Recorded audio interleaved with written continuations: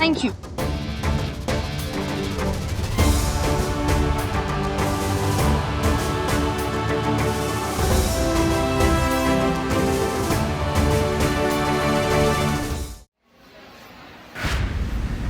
Excuse me, क्या आप mister आकाश हैं, अकाउंट्स है? जी हाँ, बताइए। मुझे ये मेडिक्लेम की कैशलेस फैसिलिटी के बारे में बात करनी थी। आप अपनी मेडिक्लेम पॉलिसी के पेपर्स दिखाइए जी। और पेशेंट का नाम बताइए। पेशेंट का नाम दिलीप सावंत है, जनरल वार्ड में बेड नंबर 2 पर। उसकी पत्नी आशा ने आपको सॉफ्ट कॉपी दिखाई होगी, ये देखिए हार्ड कॉपी ये। हाँ हाँ हाँ, वो रिक्शा एक्सीडेंट वाला केस ना। जी जी जी जी। देखिए मिस्टर, हमने उनकी मिसेज को पहले ही सब कुछ बता दिया। हम उन्हें कैशलेस फैसिलिटी नहीं दे सकते। अगर आपको पेशेंट की सर्जरी यहाँ करवानी है तो उसका टोटल खर्चा होगा 2 लाख रुपए। आप बाद में अपनी मेडिकल कंपनी से उसे क्लेम कर सकते हैं। सर क्या बात कर रहे हैं आप? मेडिक्लेम इसीलिए निकाला जाता है कि इमरजेंसी में कैशलेस फैसिलिटी मिले और पेशेंट के परिवार को कैश देना ना पड़े। और आप कह रहे हो कि कैश देकर सर्जरी करवाएं, उसके बाद में वो कैश क्लेम करे। हाँ तो सर, कई लोग बाद में भी क्लेम करते हैं ना। नहीं, कई लोग बाद में करते होंगे, लेकिन ये गरीब परिवार है सर। वो जो पेशेंट है वो ऑटो रिक्शा ड्राइवर है, उसकी जो पत्नी आशा है वो मेड सर्वेंट हमारी सोसाइटी में काम करती है। कहाँ से लाएंगे 2 लाख रुपए? अच्छा, आपने पॉलिसी चेक की ना, वो अप टू डेट है, रिन्यू की हुई है, तो फिर कैशलेस फैसिलिटी क्यों नहीं मिलेगी? क्योंकि सर आपकी मेडिक्लेम कंपनी का हमारे हॉस्पिटल के साथ टाई अप नहीं है। तो जहाँ तक मेरी जानकारी है, आपके अस्पताल का और इस मेडिक्लेम कंपनी का टाई अप है। सर मेरे साथ बेवजह बहस करके कोई मतलब तो है नहीं। आप अपने एजेंट से बात कीजिए ना, और मुझे यहाँ बहुत से जरूरी दूसरे काम भी हैं। नहीं मिस्टर आकाश, आप मेरी बात सुनिए। अरे प्लीज कॉल हिम। अरे उनको, अरे यार कमाल कर रहे हैं यार। क्या नाम था उस एजेंट का यार, नाम भी भूलो। हाँ, वीरेंद्र। राज, क्या बात हुई? अरे ये अस्पताल वाले कह रहे हैं कि उनका और मेडिक्लेम पॉलिसी वालों का कोई टाई अप नहीं है। वो कैशलेस फैसिलिटी भी नहीं मिलेगी। ऐसे कैसे कह सकते हैं? वो पॉलिसी जिसने दिलवाई थी उससे बात करो ना। उसी को ट्राई कर रहा हूँ, वो कहीं भटक रहा है, उसका फोन नहीं लग रहा है। जल्दी डिसीजन लेना होगा राज, दिलीप की हालत ठीक नहीं है। तुम एक काम करो, तुम आशा के साथ रहो, आई विल मैनेज दिस। जाओ जाओ।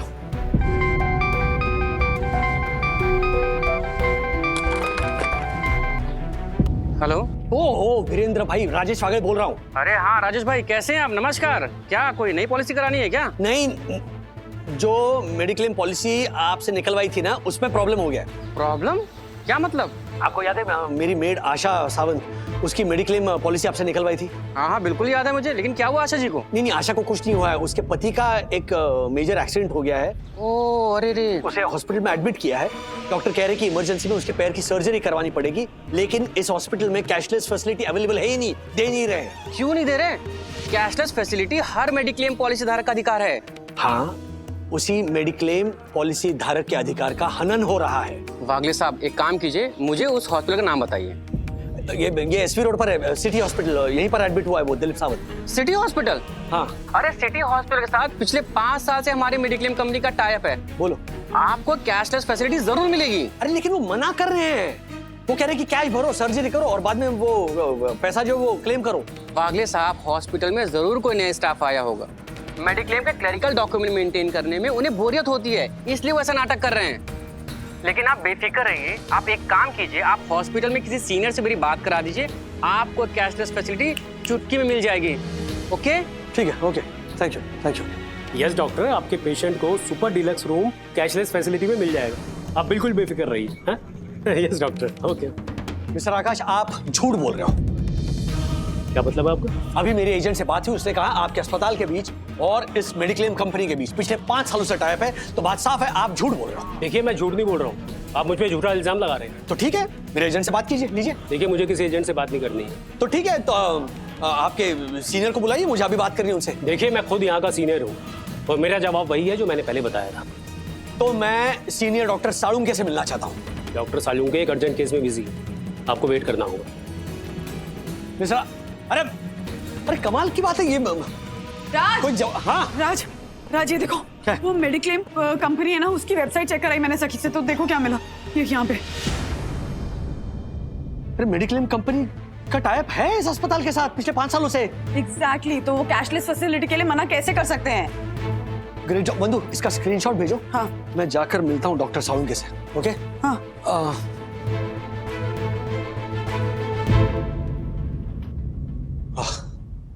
ये hello doctor, my name is Rajesh Wagle. मेरी मेड आशा, उसके पति का एक बहुत भयंकर एक्सीडेंट हो गया है। उसका नाम है दिलीप सावंत और उसके पैर में भारी चोट लगी है और उसकी सर्जरी। एक मिनट। दिलीप सावंत, उसके पैर की कंडीशन तो बहुत सीरियस है जी।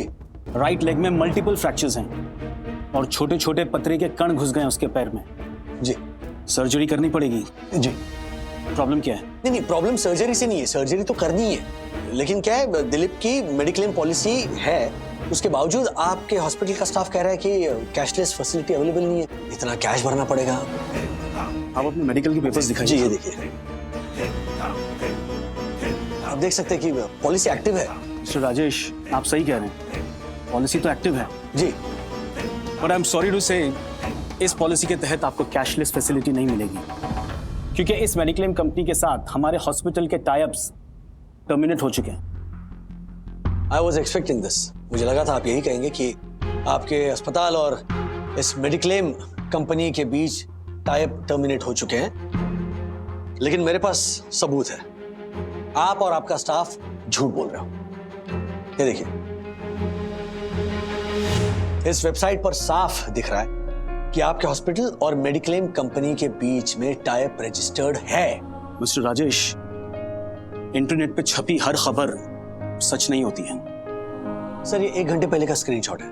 होगा, लेकिन ये इंफॉर्मेशन गलत है। 6 महीने पहले ही हम इस मेडिक्लेम कंपनी के साथ अपना कॉन्ट्रैक्ट टर्मिनेट कर चुके हैं, क्योंकि पिछले साल 3 पेशेंट्स के बिल को लेकर डिस्प्यूट हो गया था और इस मेडिक्लेम कंपनी ने आज तक उसका भुगतान नहीं किया है। Our outstanding is 15 lakh rupees. आपने अगर हमारे हॉस्पिटल की वेबसाइट भी देखी होती ना, तो आपको पता चल जाता कि हमने हमारे सारे एसोसिएशंस इस मेडिक्लेम कंपनी के साथ टर्मिनेट कर दिए हैं। 1 मिनट। सी,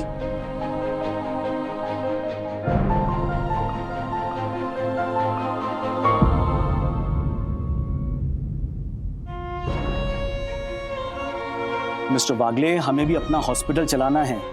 doctor, nurse, ward boy, medical staff, सबकी पगार देनी होती है और डेली के ऑपरेशनल खर्चे भी कम नहीं होते। अब बताइए, ऐसे में अगर मेडिक्लेम कंपनीज हमारी बड़ी बड़ी अमाउंट ब्लॉक कर देंगी तो हम हॉस्पिटल किस तरह चलाएंगे? और इसीलिए मजबूरन हमें इस मेडिक्लेम कंपनी के साथ अपना टाई-अप टर्मिनेट करना पड़ा और इसकी खबर ईमेल के जरिए हमने उनको दे दी थी। अब उनकी वेबसाइट पे क्या छपा है और क्या चल रहा है, this is not our lookout. हम यहाँ पे लोगों की उलझने, तकलीफें दूर करने के लिए बैठे हैं, ना कि बढ़ाने के लिए। I hope you understand our situation mister Wagle. Yes, I understand. I am sorry.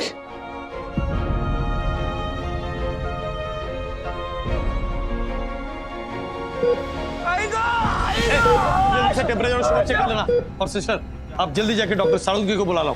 ठीक है डॉक्टर। आशा, डॉक्टर, दिलीप सावंत की कंडीशन बहुत बिगड़ रही है, प्लीज जल्दी चलिए।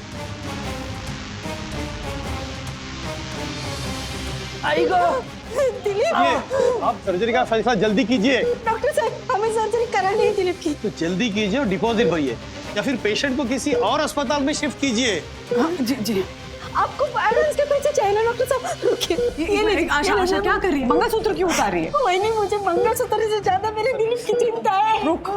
सिस्टर, पेशेंट को फौरन ऑपरेशन थिएटर में शिफ्ट कीजिए और सर्जरी की तैयारी कीजिए। जी सर। और आप लोगों से रिक्वेस्ट है कि आप लोग प्लीज बाहर वेट कीजिए। जी जी जी जी। राज, कैशलेस का झंझट छोड़ो ना, तुम ही एडवांस भर दो। डोंट वरी, मैं 50,000 रुपए क्रेडिट कार्ड से भर रहा हूँ। हाँ, ओके ओके।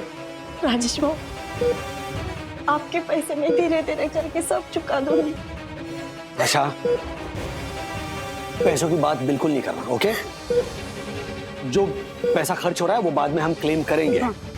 उसकी टेंशन मत लो तुम, सब ठीक हो जाएगा। अच्छा, मैं ये सर्जरी की फॉर्मेलिटीज कंप्लीट करता हूँ, जस्ट ठीक है? हाँ हाँ, संभाल अपने आप को आशा।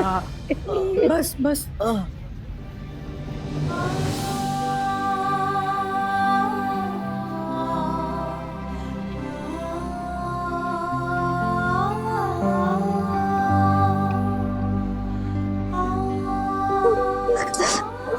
आशा कर। आशा, तू ठीक है ना? हाँ? जोशी भाभी, आज मेरी शादी की सालगिरह है। यस फॉर स्पेशल डे के बजाय यस फॉर सर्जरी डे हो गया। भाभी आशा हिम्मत रखा, सब ठीक हो जाएगा। वंदना भाभी दिलीप को कब ले गए ऑपरेशन के लिए? 2 घंटे से ऑपरेशन चल रहा है ज्योति भाभी। अरे राजेश भाई, अरे क्या राजेश भाई, आप सुबह से अकेले स्ट्रगल कर रहे हो, एक फोन करके हमको बुला लेते। यस, वो तो परम पूजनीय वंदना भाभी ने ज्योति भाभी को बताया, तब हमें दिलीप के बारे में पता लगा। नहीं वही हुआ, मैं भी यहाँ दौड़ा दौड़ा चलाया, बाद में हॉस्पिटल की सारी फॉर्मेलिटीज में उलझ गया, इसीलिए आप दोनों को फोन करना रह गया। आई एम सॉरी। राजेश भाई, पैसे वैसे की जरूरत पड़े तो है, हाँ कैश है मेरे पास, क्रेडिट कार्ड भी है, मतलब हाँ थोड़े बहुत पैसे मेरे पास भी हैं राजेश भाई। नहीं फिलहाल कैश की कोई जरूरत नहीं, मैंने एडवांस भर दिया है। और जो सीनियर डॉक्टर है डॉक्टर साड़ू के, इज वेरी कोऑपरेटिव, तो फिलहाल तो सब मैनेज हो गया है। लेकिन राजेश भाई, जब मेडिक्लेम है तो कैशलेस क्यों नहीं हुआ? हर्षद भाई, वो एक अलग इशू है, लेकिन फिलहाल और ही सीरियस मैटर है दिलीप को लेकर।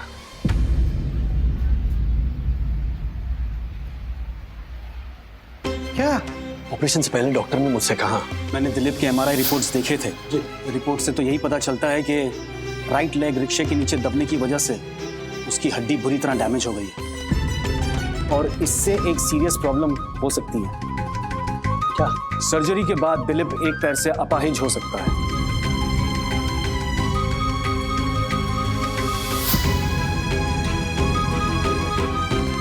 Oh my God. राजेश भाई, आशा को पता है इस बारे में?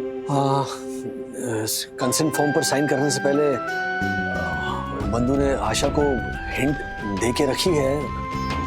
बस आशा बस बाबू बस। भगवान का नाम ले, सब ठीक हो जाएगा। हाँ, भगवान का नाम ले।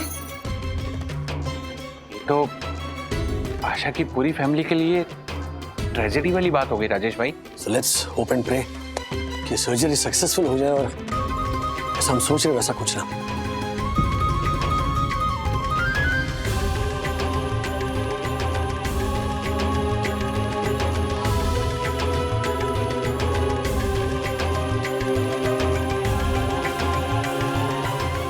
राजेश भाई, लाइट ऑफ हो गई। आशा, मिस्टर वागले, यस, एक्सीडेंट के हैवी इम्पैक्ट के चलते पेशेंट का काफी ब्लड लॉस हुआ है और एंकल की हड्डी पर बहुत बुरा असर हुआ है। इन्फेक्शन को कंट्रोल में रखने के लिए और पेशेंट की जान को बचाने के लिए हमें एंकल के पास के पैर का हिस्सा काटना पड़ा है।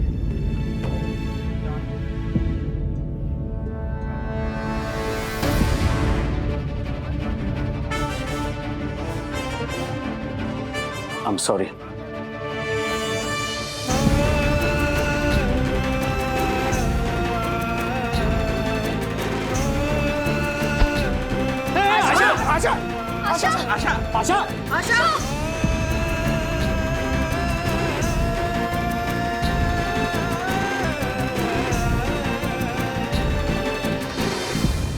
मिस्टर राजेश जी, मैं आप सभी से और आशा के परिवार से हमारी इंश्योरेंस कंपनी की ओर से माफ़ी मांगता हूँ। मैं बहुत शर्मिंदा हूँ। हमारी कंपनी से बहुत बड़ी टेक्निकल मिस्टेक हो गई है। हॉस्पिटल वाले बिल्कुल सही थे। 6 महीने पहले उन्होंने हमारी कंपनी को ईमेल भेजकर सर्विस टर्मिनेट करने की नोटिस भेजी थी, लेकिन इंटरनेट ग्लिच और टेक्निकल फॉल्ट की वजह से वो हमारे डिपार्टमेंट से अननोटिस हो गया। इसी वजह से वेबसाइट पर स्टेटस अपलोड नहीं हुआ था। यह 100% हमारी गलती है, इसलिए हम माफ़ी मांगते हैं। क्या फायदा है माफी मांगने से? क्या फायदा है जब चिड़िया चुग गई खेत? कितना बड़ा नुकसान हुआ है। दिलीप की सर्जरी को लेकर कितनी परेशानी हुई है, कितनी देर हुई है, आपको अंदाजा भी है इस बात का वीरेंद्र? और नहीं तो क्या, अगर टाइम पे कैशलेस फैसिलिटी मिल जाती तो ऑपरेशन तुरंत शुरू हो जाता और दिलीप का पांव भी बच जाता। यस। वीरेंद्र जी, लोग मेडिक्लेम क्यों लेते हैं? टाइम से उसका प्रीमियम क्यों भरते हैं? इसीलिए ना कि जब मुश्किल वक्त आए तो मेडिक्लेम से हेल्प मिले। आप लोगों की क्लरिकल मिस्टेक की वजह से आशा और उसकी फैमिली, दिलीप, ये लोग पूरी जिंदगी सफर करेंगे अब। यस, आप लोगों की लापरवाही की वजह से एक गरीब परिवार तकलीफ में आ गया है, समझे आप सभी को हुई परेशानी और तकलीफ के लिए मैं आप सभी से माफी मांगता हूँ। ये माफी से कुछ नहीं होगा, आप लोगों पर कंज्यूमर कोर्ट में केस कर देना चाहिए। देखिए, आप कस्टमर है, आपका पूरा हक बनता है कंज्यूमर कोर्ट में जाने का, पर मैं आपको बता दूं कि हमने अपनी गलती सुधार ली है।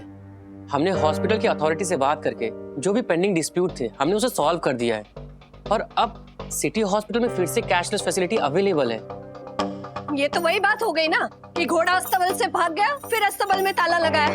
नहीं, एकदम बराबर बोल रही है तू, एकदम बराबर बोल रही है। क्या फायदा अभी? देखिए राजेश जी, हॉस्पिटल में मिस्टर दिलीप की सर्जरी का जो भी खर्चा हुआ है मैं उसे 48 आवर्स में रिमर्स करने की गारंटी देता हूँ, और हमसे दोबारा ऐसी गलती नहीं होगी उसकी भी मैं गारंटी देता हूँ। अब आप सभी मुझे इजाजत दीजिए।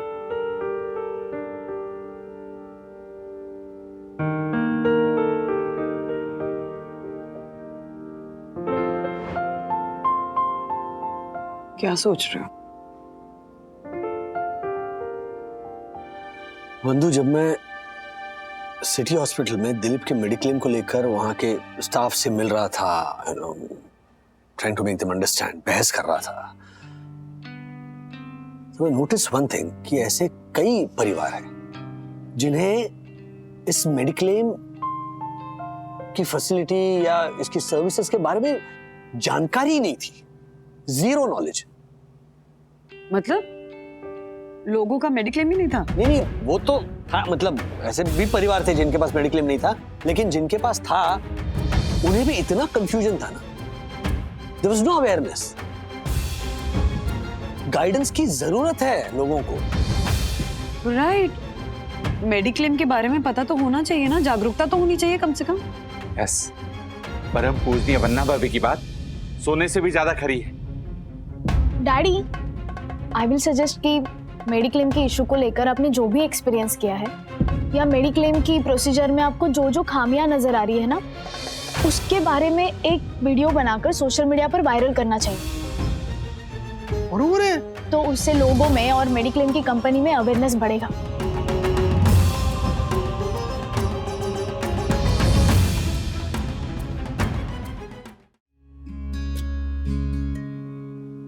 नमस्कार, मैं राजेश वागड़े।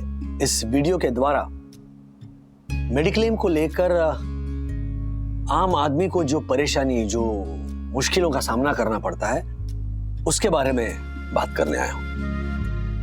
मैं चाहता हूं कि ये वीडियो ना सिर्फ आम आदमी देखें, बल्कि इंश्योरेंस कंपनी और medical staff, medical professionals, hospital staff भी जरूर देखें, ये गुजारिश है। सबसे पहले तो मैं ये कहना चाहूंगा कि मेडिक्लेम पॉलिसी होनी बहुत जरूरी है, और दूसरी अहम बात जिसके लिए ये वीडियो मैं बना रहा हूं वो ये है कि काफी सारे परिवारों की मेडिक्लेम पॉलिसी होती है, लेकिन जब कोई मेडिकल इमरजेंसी आती है और अपने परिवार के सदस्य को अस्पताल में भर्ती करना होता है, तब इस मेडिक्लेम पॉलिसी की जानकारी नहीं होती। एक तो अस्पताल के नाम से ही हम सबको डर लगता है, हम सबके हाथ पैर ठंडे हो जाते हैं। लेकिन अस्पताल में जो मेडिक्लेम का काउंटर होता है, वहां जाने के बाद वहां पर जो ऑफिसर होता है, वो जब आपसे तरह तरह के सवाल पूछता है, उन सवालों से आप ज्यादा घबरा जाते हो, आप ज्यादा कंफ्यूज हो जाते हो। गलती उनकी नहीं है, गलती वो जो रूल्स एंड रेगुलेशंस जो होते हैं ना, उसको समझने में होती है। मेडिक्लेम के जो रूल्स एंड रेगुलेशंस होते हैं वही इतने पेचीदा होते हैं कि वो भी क्या करें। जो हिडन फैक्ट्स होते हैं वो एक तो बार बार अपडेट होते रहते हैं, और अक्सर देखा गया है कि जो आम आदमी होता है वो इस अपडेट से बिल्कुल बेखबर होता है। जब एक परिवार पर कोई मेडिकल इमरजेंसी आती है, तब उसे 10 तरह के मेडिकल पॉलिसी के प्रोसीजर्स पता चलते हैं उसी वक्त। मतलब एक तरफ अपने बीमार पेशेंट का स्ट्रेस, उसके ख्याल रखने की प्रायोरिटी, उसका स्ट्रेस, और दूसरी तरफ ये मेडिकल प्रोसीजर्स फॉलो करने का टेंशन। आशा और दिलीप जैसे कई परिवार हैं जिनको जानकारी ना होने की वजह से पेशेंट के ट्रीटमेंट में देर हो जाती है। जब कोई मेडिकल इमरजेंसी होती है या कोई एक्सीडेंट का केस होता है ना, तब एक गोल्डन आवर्स पीरियड होता है। उस पीरियड में, उस गोल्डन आवर पीरियड में उस पेशेंट को मेडिकल हेल्प मिलना बहुत जरूरी होता है। लेकिन मेडिक्लेम पॉलिसी की गुत्थी सुलझाने में परिवार वाले उलझे होते हैं। And then there is loss of time. और फिर बदकिस्मती से पेशेंट या तो अपने शरीर का कोई हिस्सा या अपनी जान गंवा बैठता है। इमरजेंसी में पेशेंट की लाइफ से बढ़कर और कोई चीज नहीं है। मेडिक्लेम का यही मकसद और मोटो होना चाहिए। और इंश्योरेंस कंपनीज और हॉस्पिटल स्टाफ को भी यही दिमाग में रखना चाहिए।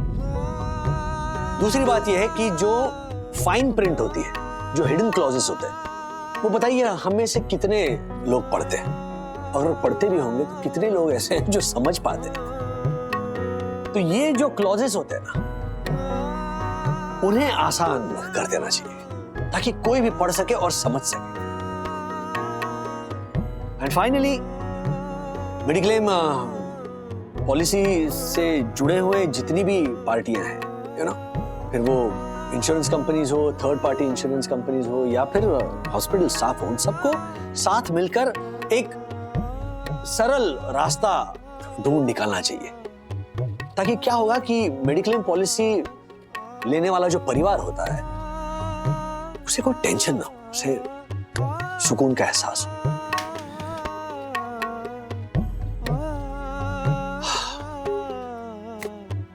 Thank you.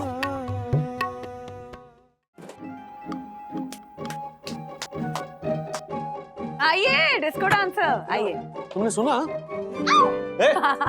एक मिनट, ये जूते चप्पलों का ऐसे बुफे क्यों सजा रखा है तुमने बंधु? 4 लोग रहते हैं इस घर में और जूते चप्पल देखो कितने। इसमें से ज्यादातर हम यूज भी नहीं करते राज, फेंकने वाली हूँ। जो भी यूज नहीं करते ना सब फेंकने वाली हूँ। जैसे कि ये स्पोर्ट शूज। हाँ, एक मिनट, नहीं, ये मेरे जिम के जूते हैं बंधु।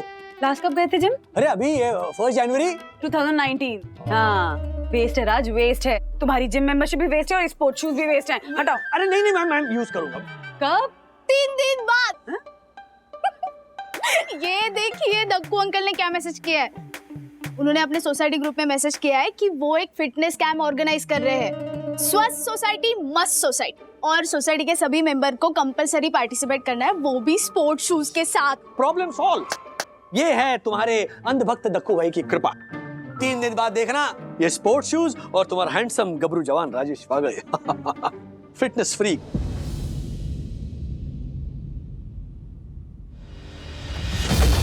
बोलो। एक मिनट, क्या है? अरे अथर्वा, क्या कर रहे हो? अरे हेलो अथर्वा,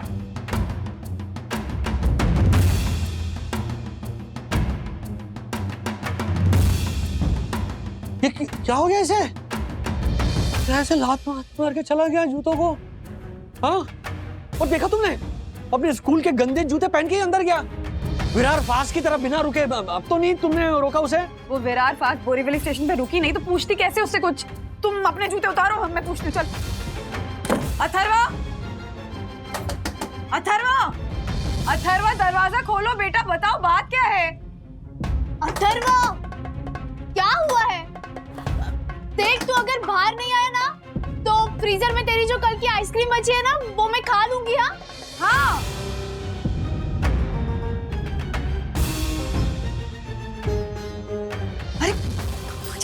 ये ऐसे मुंह नहीं खोलने वाला है, मैं पता करके आता हूँ। तुम चिल्लाते रहो, चिल्ला। अथर्वा, अथर्वा, अथर्वा बाहर आ। अरे हर्षद भाई, राजेश भाई मुंह मीठा कीजिए। क्या वीर छोरा पैदा किया हम दोनों ने। मतलब हम दोनों ने क्या वीर छोरा पैदा किया है। चारों खाने चित कर दिए अपने छोरों ने। राजेश भाई, आज कुछ हुआ क्या स्कूल में? कुछ नहीं अंकल, आज मैंने और अथर्वा ने मिलकर ना नींबू पानी का स्टॉल लगाए थे स्कूल के फेयर में, और सबसे ज्यादा कमाई हमारे स्टॉल की हुई थी। हाँ, ये देखिए पूरे 900 रुपए कमाए हमारे छोरे ने। अच्छा, ये तो खुशी की बात है। तो फिर अथर्वा क्यों अपसेट है? हाँ? क्या अथर्व अपसेट है? क्यों? पता नहीं, वो रूम में उसने अपने आप को लॉक कर दिया है। मैं समझ गया अंकल, मुझे ना पहले से ही शक था। क्या हुआ? देखिए, इस वजह से। नन्हा बिजनेसमैन। 2000, 2100, 2200, 2300, 2400, 2500, 2600, 2700। ब्रो हमारा टोटल ग्रॉस प्रॉफिट 2700 रुपए। सही है ब्रो। और अपना नेट प्रॉफिट क्या है? नींबू, शक्कर, पानी और ग्लास, इन सबका खर्चा निकालने के बाद 1800 रुपए बचते हैं ब्रो। इसका मतलब 900 रुपए प्रॉफिट ईच। सही है bro. Not bad guys. 900 profit to each, वो भी सिर्फ नींबू पानी बेच के। मानना पड़ेगा, तुम दोनों की बिजनेस सेंस बहुत अच्छी है। थैंक यू खुशी।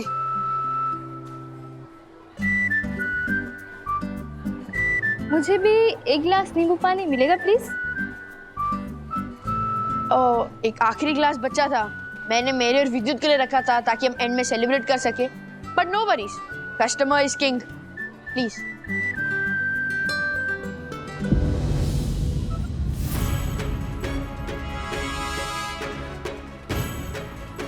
गाइस, लगता है इन दोनों का नाम वड़ा और पाव से चेंज करके नींबू और पानी रखना पड़ेगा। हैशटैग शरबत वाले। इसे पीने के कस्टमर्स पैसे देते हैं, सीरियसली? ना खट्टा है, कोई ना पिए इसे। देख, तुझे तो खट्टा लगेगा ही, कि तेरे थके हुए स्टॉल में एक कौवा भी नहीं आके बैठा तो जलन तो होगी ना। हमारे स्टार्टअप ने 75% प्रॉफिट कमाया है। कितना? 75%। Seriously startup. गाइस, और ठेले पे शरबत बेचने वाले भी अपने आप को एंटरप्रेन्योर समझते हैं। क्या समझते हैं? एंटरप्रेन्योर। एक सेकंड, होल्ड। ए नींबू, ए पानी, इसको जानते हो क्या? नहीं जानते हो। अगस्त्य मल्होत्रा मेरा कजिन है and India's youngest entrepreneur, youngest. He is only 14 years old। अभी रिसेंटली अगस्त्य की कंपनी ने 1 करोड़ का टर्नओवर किया, 1 करोड़ का, समझा? इसे कहते हैं असली एंटरप्रेन्योर। ऐसे ठेले पे शरबत बेच के कोई एंटरप्रेन्योर नहीं बनता। और तुम जैसे लोगों को पता है क्या कहते हैं? शरबत वाले। क्या कहते हैं गाइस? शरबत वाले।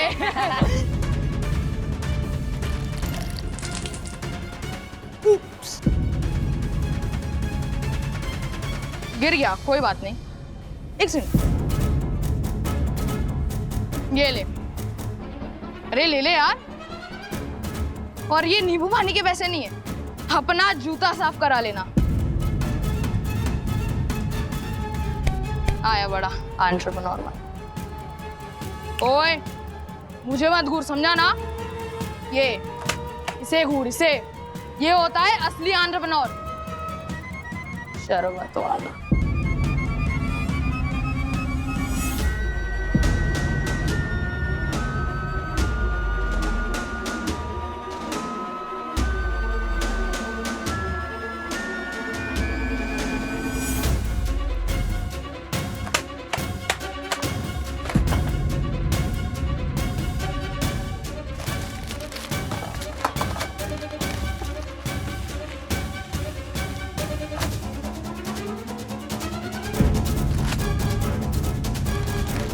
दरवाजा खोलो।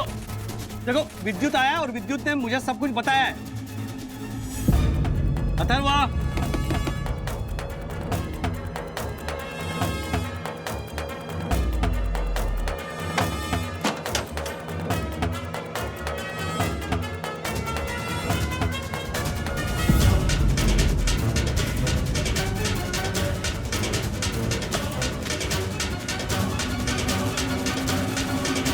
अथर्व, ऐसे साफ नहीं होगा बेटा। मुझे तो मैं कर देती हूँ। हाँ?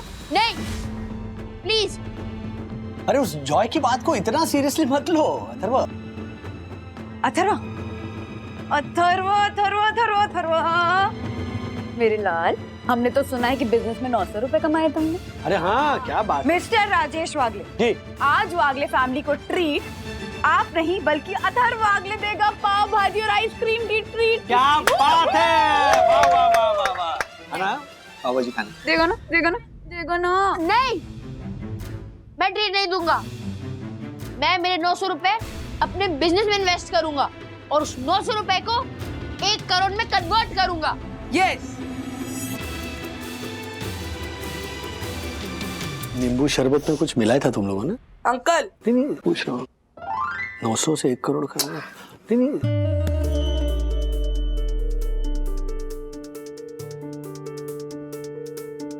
जिस दिन मैगजीन के फ्रंट पेज पर मेरी फोटो छपेगी ना, तब मैं आप लोगों को ट्रीट दूंगा।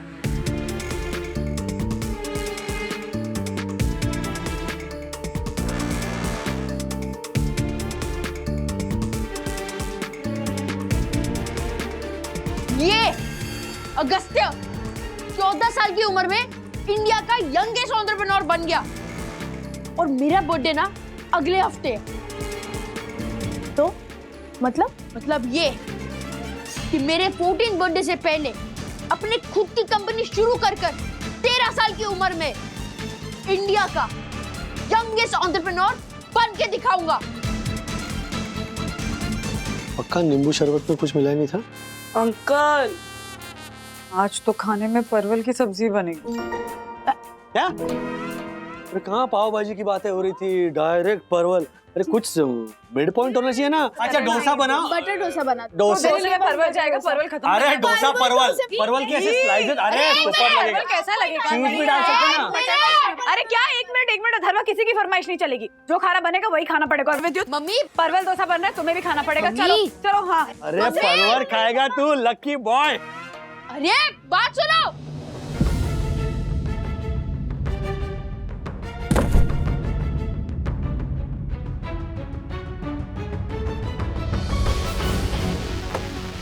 इस घर में मेरी कोई बात सुनता ही नहीं है। वो फाइफोन कंपनी है, उसकी ओनर की मम्मा उसको ये बोलती होगी क्या कि बेटा आज मैं तुम्हें डोसा में परवल घुसा के दे रही हूँ। ब्रो, तुझे पता है अगर उनकी मम्मी भी इंडियन मम्मी होती ना तो वो भी ऐसे ही बोलती। यार किसी के लिए मेरी कोई वैल्यू है ही नहीं। ब्रो ब्रो ब्रो ब्रो ऊपर आना। मुझे है तेरी वैल्यू, मुझे है। एंड आई नो कि तू ही बनेगा यंगेस्ट एंटरप्रेन्योर। हाँ वही। और मैं बनूंगा तेरा पार्टनर, मैं बनूंगा तेरा पार्टनर ब्रो।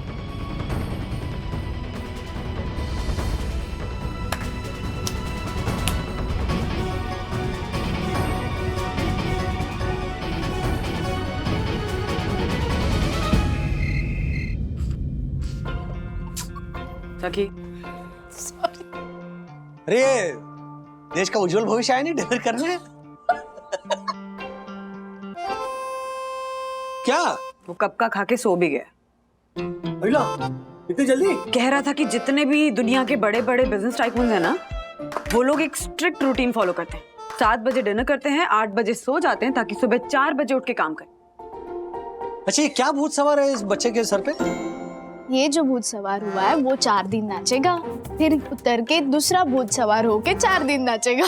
मैं तो बस ये कहूंगी, जो भूत सवार है सवार रहने दो, ना मोटिवेट करो ना डीमोटिवेट करो, सब अपने आप ठीक हो जाएगा। लेकिन क्या लगता है तुमको, वाकई में इसने कुछ क्रैक कर लिया तो?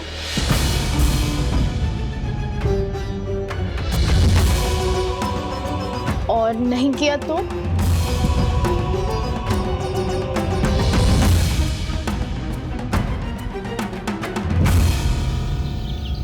हमारे बचपन में मैं, मनोज दादा, हम सब बच्चे वो कंचों से खेलते थे, या वो डबाई स्पाइस, पकड़ा पकड़ी, वो लपा छपी, साखड़ी, लंगड़ी। और आज अथर्व को देखो, बिजनेस खेलने का भूत सवार हो गया सर पे। मैं तो कहता हूँ खेलने दीजिए राजेश भाई, क्या पता खेल खेल में अथर्वा यूनिकॉर्न कंपनी बना ले। मिस्टर निक, कंपनी बनाना ना इतना आसान नहीं होता है। एक मिनट, एक मतलब अगर मैं ए बोलूंगा तो तुम्हें बी बोलना ही बोलना। हाँ, क्योंकि तुम्हारा एक गलत होता है और मेरा भी हमेशा सही होता है। अब एनीवेज, हमें हमारी कंपनी को यूनिकॉर्न कंपनी बनाने में फोकस करना चाहिए। राइट। माकाटोमी कॉर्पोरेशन के 2 रिप्रेजेंटेटिव आते ही होंगे। क्यारा मैम आते होंगे नहीं, आ गए।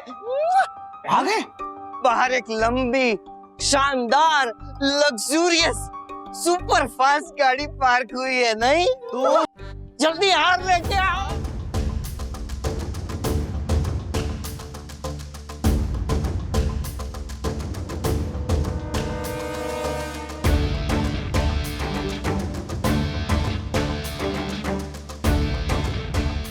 Thank you.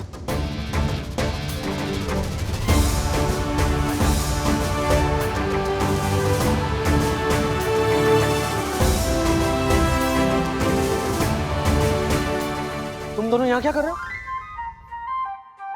ये दोनों आए बड़ी लग्जरियस सुपरफास्ट गाड़ी से। ये रेंट के पैसे कहाँ से आए? मिस्टर राजेश, मिस्टर, एक कंपनी के 2 फाउंडर्स ऑटो से उतरते हुए अच्छे लगेंगे क्या? Right mister Dasani? Yes sir. मैंने पूछा गाड़ी के रेंट के पैसे कहाँ से आए? हमारे पिछले सक्सेसफुल बिजनेस वेंचर के प्रॉफिट से आए। और ये जो सूट पहना है उसके पैसे कहाँ से आए? वो भी हमारे बिजनेस प्रॉफिट से आए। Don't worry. वो क्या ना मिस्टर राजेश, फॉर्मल मीटिंग्स के फॉर्मल क्लोथिंग के प्रोटोकॉल को हमारी कंपनी बहुत इंपॉर्टेंस देती है। ये है तुम्हारे माकाटोमी की रिप्रेजेंटेटिव्स? Of course not. मिलते हैं, मजा आएगा। वाह वाह, वेरी इंप्रेसिव मेरे भतीजे। Excuse me mister Nick, please behave. इस वक्त मैं आपका भतीजा नहीं, अपनी कंपनी का रिप्रेजेंटेटिव हूँ। By the way, I am sorry.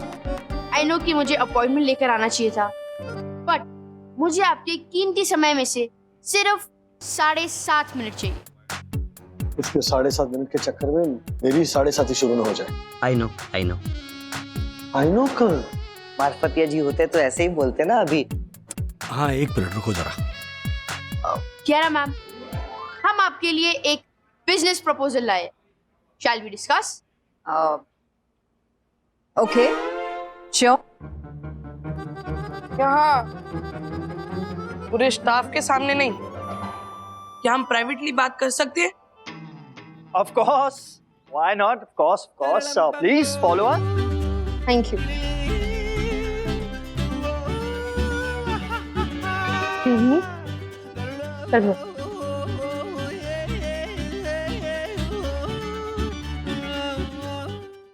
तो कियारा मैम, हम आपको एक सुनहरा मौका देना चाहते हैं। आप हमारी सर्विस प्रोवाइडिंग कंपनी के एंजल इन्वेस्टर बन सकते हैं। पर्सनल मीटिंग, और उसके बदले हम आपको देंगे हमारी कंपनी की 20% इक्विटी। Brilliant. बस एक छोटी सी क्वेरी है मेरी, कंपनी रजिस्टर हो गई आपकी?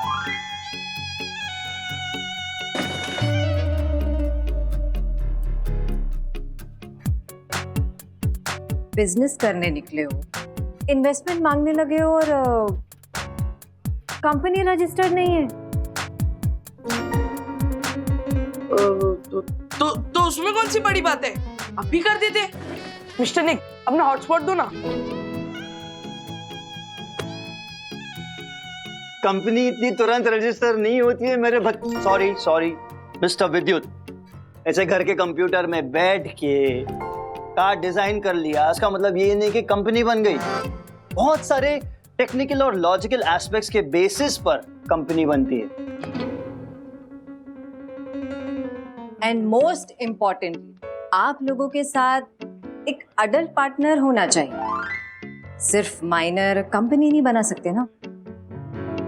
तो अगस्त्य मल्होत्रा 14 साल की उम्र में यंगेस्ट एंटरप्रेन्योर कैसे बन गया? क्योंकि वो उस कंपनी का सोल प्रोप्राइटर नहीं होगा। उनका कोई एक पार्टनर 18 इयर्स के अबव होगा। सी, अगर आप लोगों को अपना बिजनेस सेटअप करना है तो आपके साथ एक अडल्ट पार्टनर होना चाहिए।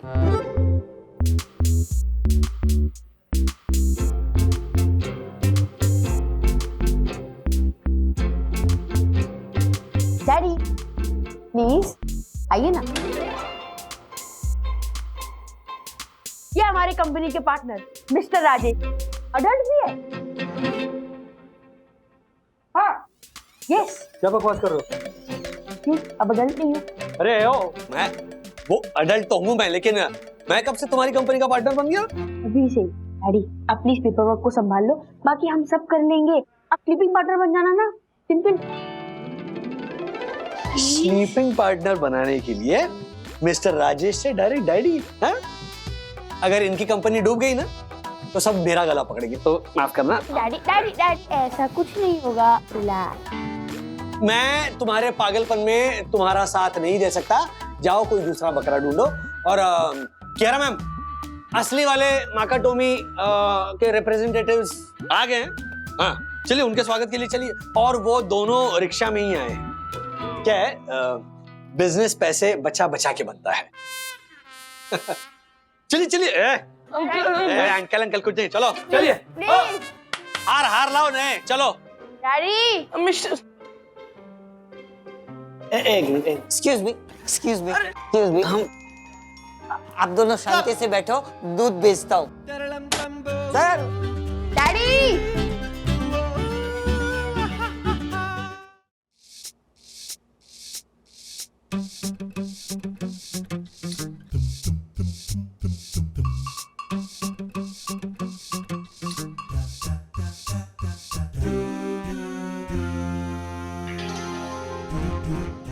एक ये बावरी हो गई क्या? इधर इधर क्या?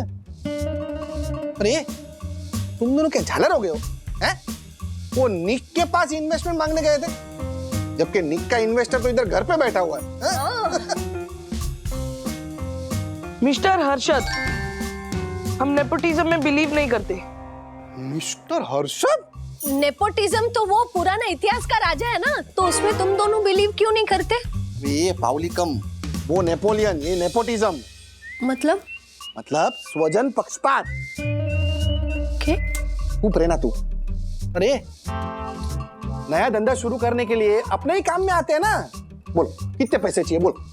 20% इक्विटी एक्सचेंज में ओनली 1000 रुपये। क्या? सिर्फ 1000 रुपए? ऐसा कौन सा प्रोडक्ट बेचोगे जो 1000 रुपए में आ जाएगा? हम प्रोडक्ट नहीं बेचेंगे, सर्विस प्रोवाइड करेंगे। सर्विस? कैसी सर्विस?